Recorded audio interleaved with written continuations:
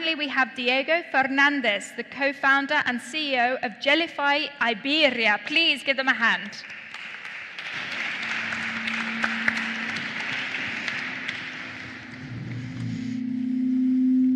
Hello.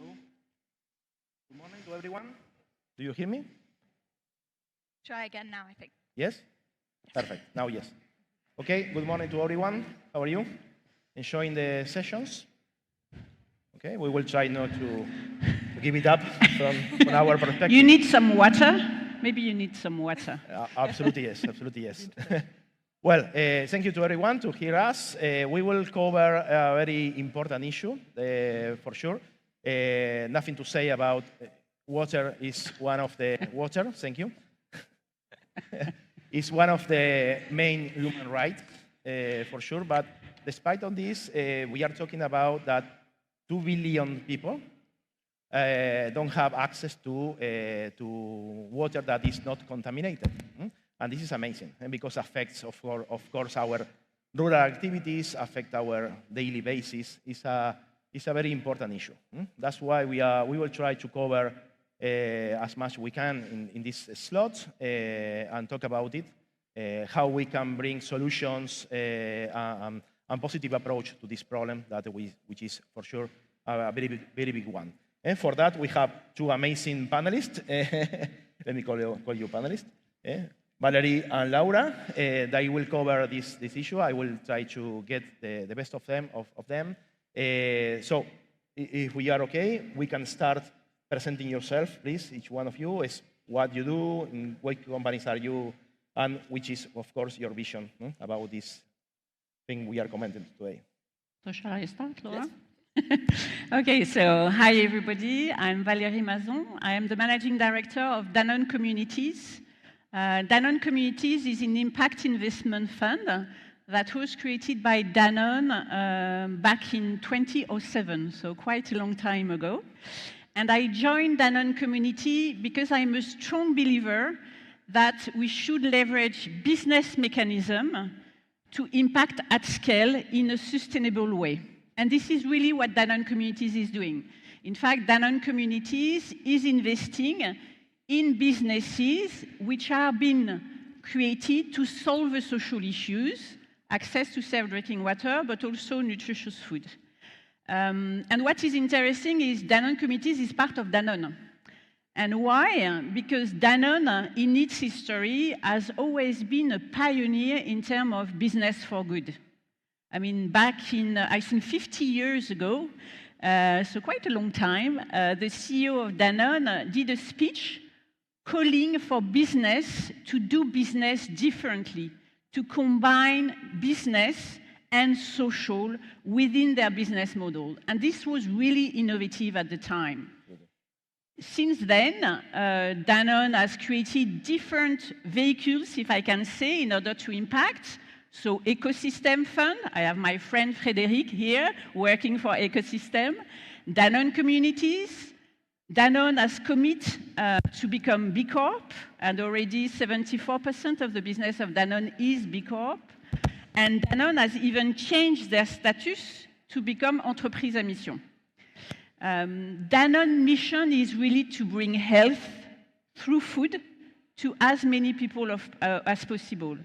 And behind health, water is key. I mean, water is life, water is food. I don't know, Diego, whether you know your water footprint. Do you? No. People tend to know their carbon footprint, but not their water footprint. Yeah. To produce a gin, you need 8,000 liters of water. 8,000 liters. Yeah. To produce a T-shirt, it's 2,700 liters of water. For 300 grams of meat, it's 5,000 liters of water.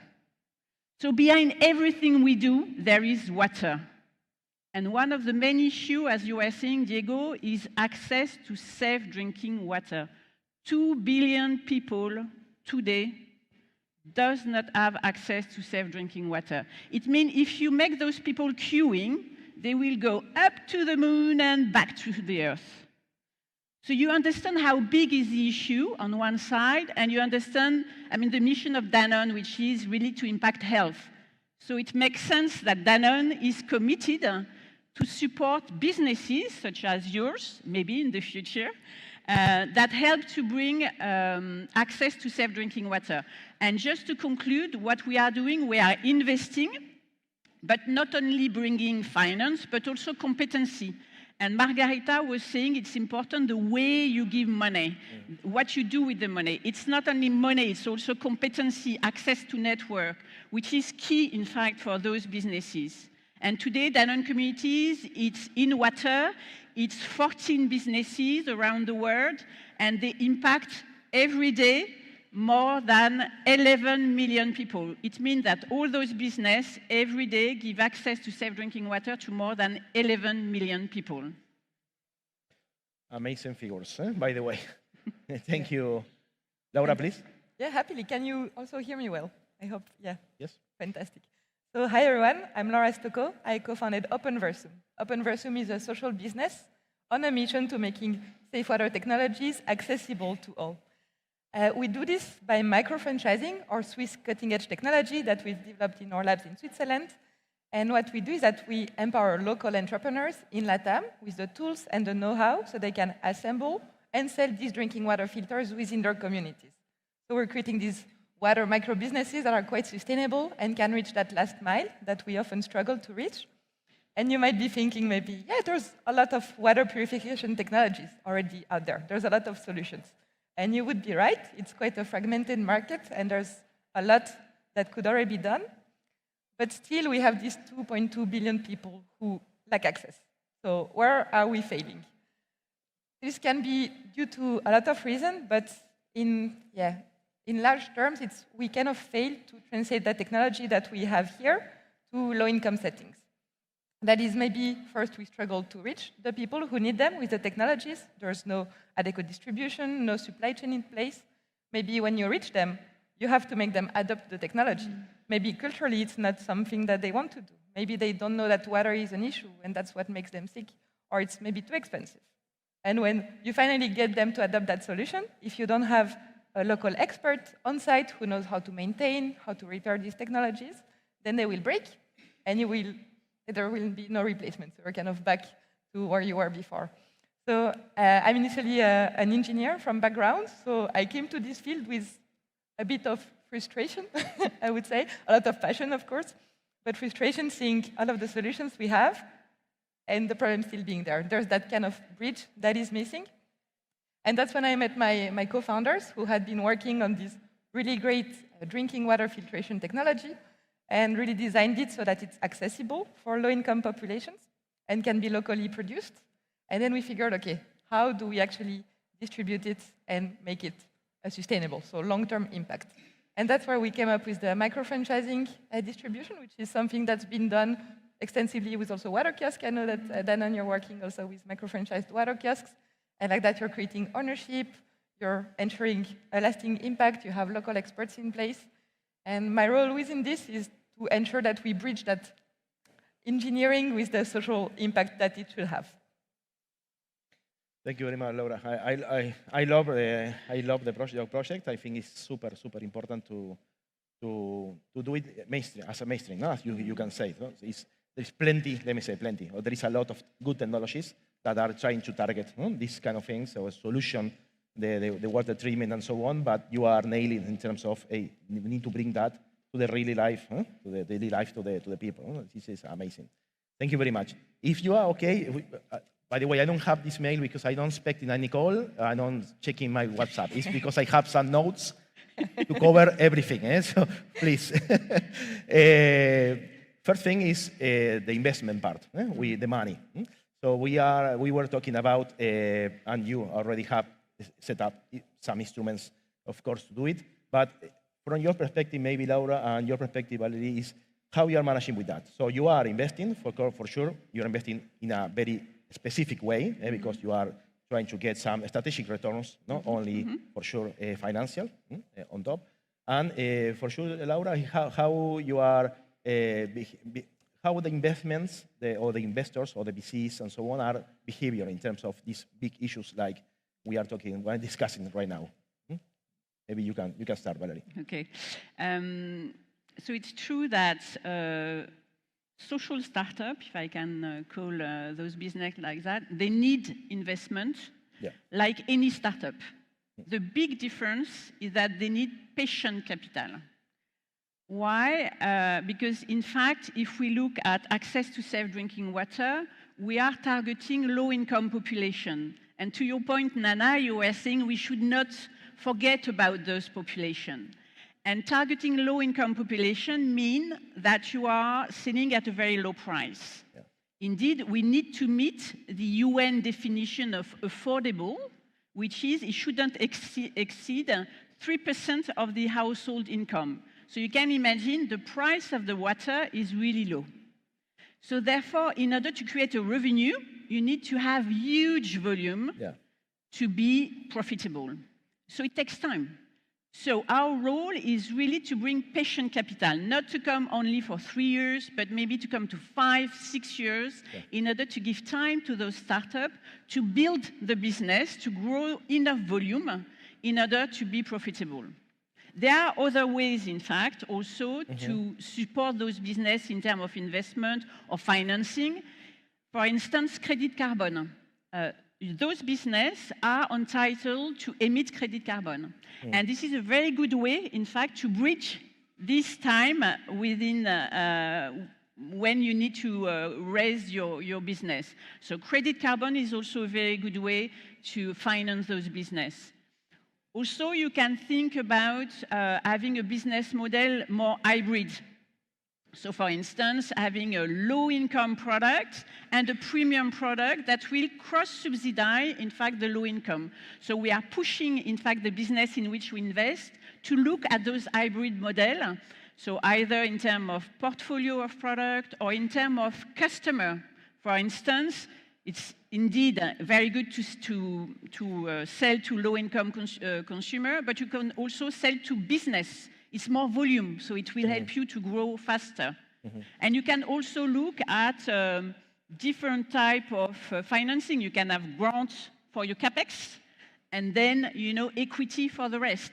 So we need to be innovative when we think about accessing the low-income population with water access. And this is really what we try to do at Danone Communities by leveraging, in fact, the knowledge we have with all the businesses we are supporting in order for the others to grow faster.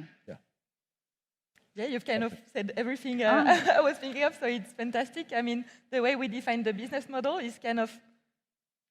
So we played that, when you start your business and you have no previous experience in the startup game, you think that, okay, we have to go to VC. That's the one way it works, so let's play that game. And you slowly realize, oh yeah, impact is not their priority, but we want this to stay the core of our mission. So then maybe you look into impact investing. But then you realize that maybe you have to build up a bit more traction to also convince impact investing, because until now, I wouldn't say it has been very risky capital. Yeah. So you still need funding within that range, that kind of funding gap that was also discussed yesterday. And to bridge this one, then of course you would think also about grants and carbon credits and so on. So carbon credits is a fantastic way. It's a very good opportunity for business like ours. But when it comes to grants, it's also a bit tricky as a social business because you also don't fit in the not-for-profit box. So you cannot access all of the grants that exist out there from big NGOs, big entities, maybe even governments.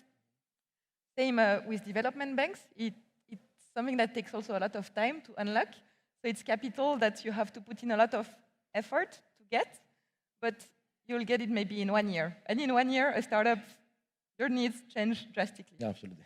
So yeah, I love what you mentioned about finding the right blend of capital. Because I would say that's the main challenge that we face.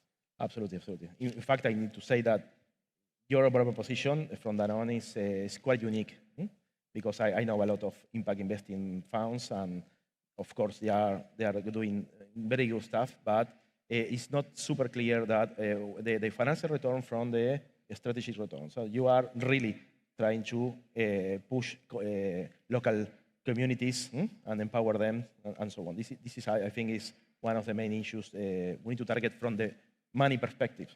So if you have it, you need to help in some way. I will jump to the second part, which is we were talking also about collaboration. We have, of course, a model here. So you are a big corporation, you are a startup. We already are familiar with the collaboration between startup and corporates. How you are living that part? So, of course, from the Danone perspective, you are, of course, targeting and you are investing in startup, giving them some time to grow and so on. How you are doing that? I think it's a good point. And you believe in the collaboration? I think so, right? Yeah, I mean, personally, and I think as a corporate also, I mean, we cannot do, I mean, to tackle the toughest challenge in the world, I mean, we cannot do just by ourselves. We need to partner. And what is important for me when you partner is, first of all, to ensure you have the same value, the same ambition, and be complementary. Yeah. And this is, I think, the basis of any good partnership. So the way we do it, we have several ways of partnering within Danone communities. So we partner indeed with startups, not only the one in which we have invested, but also other businesses that maybe does not fit our criteria, but are interesting, and therefore we create a community of those startups, and we share learnings and failures from the other to help them to grow quicker. We partner also with other impact investment funds because we never invest on our own. We are always minority shareholders, and we like to have others impact investors with us. And sometimes we can't invest. So we say, okay, this is a great business, but for whatever reason, we will not invest. What do you think? So we are part, for example, of what we call the WASH Funder Group, which is a group of a network of foundation, impact investor, banks, and so on that really invest in WASH, and we collaborate all together in order to grow the investment in the sector. And recently, Danone has also investing in a new fund, which is called the Water Access Acceleration Fund, which is managed by Incofin. And it's a very interesting fund because for those of you who were here yesterday, we were talking about blended finance, and this is a blended finance fund. Yeah. So it means that around the table, you have a corporate, but you have DFI, so Bank of Development. So we have the American Bank of Development, we have the Norway Bank of Development, we have the Danish Bank of Development, we have financial institution and foundation, and all together, I mean, we have managed to raise, for the moment, is 36 million euro, but the objective is to go up to 70 million euro to invest solely in water access, safe drinking water access. Nice. And it's because we are all together from different angles that we managed to raise this type of money. So really, it's with partners that we can do something and we can impact. Excellent model of collaboration, by the way. Yeah. Excellent.